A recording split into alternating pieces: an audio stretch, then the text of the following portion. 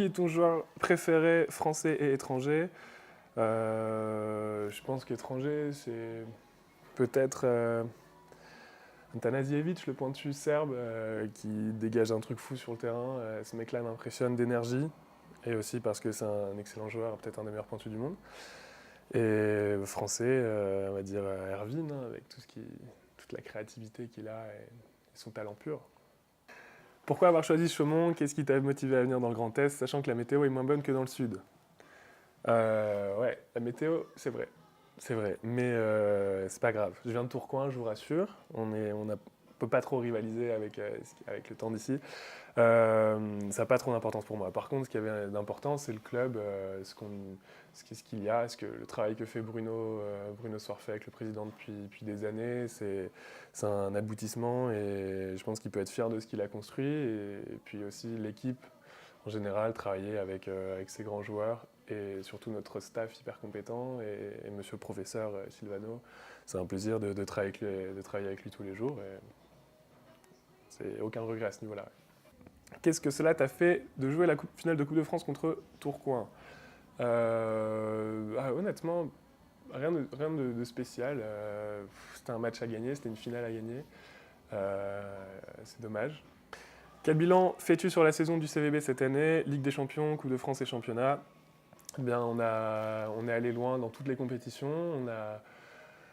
On a joué de très gros matchs. Je pense voilà, j'aime pas avoir de regrets, mais ça s'est vraiment joué à pas grand-chose. Surtout en Ligue des Champions, en Coupe de France aussi, bon, on était à 1-7 de la remporter. Le championnat, on est dans de belles postures et je pense qu'on a de grandes choses à jouer. Et voilà, j'espère qu'on ira qu'on ira jusqu'à la finale et qu'on pourra la gagner encore pour défendre le titre. Penses-tu être encore Chaumontais la saison prochaine? Je ne sais pas. Je ne peux pas me prononcer, je peux pas. Je sais pas, je suis nulle part pour l'instant. Je suis sans contrat, agent libre, on verra. Moi, s'il y a un club en France qui m'intéresse, c'est Chaumont. Après, si ça, voilà, je suis curieux de savoir ce qui peut arriver. On verra où ça me mènera, mais en tout cas, Chaumont, ça restera toujours dans mon cœur. Et si j'y joue encore l'année prochaine, c'est une bonne chose. Songes-tu au maillot bleu? Et si oui, est-ce une motivation supplémentaire? J'y pense, mais je sais que c'est très compliqué. On a des joueurs à mon poste qui sont exceptionnels. Il y en a, je pense, 5 ou 6 qui sont devant moi. C'est une motivation, mais voilà, c'est pas de mon ressort. On verra ce que voudra faire Laurent cette année. J'étais sur la liste élargie l'année dernière.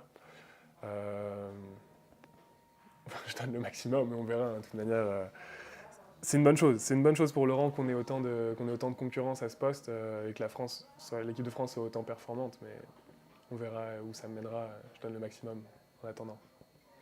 De la part de Otman Louati, une personne que je ne connais pas du tout, pourquoi aimes-tu autant les châteaux? Eh bien, Oti, c'est une question que tu m'as posée 1000 fois.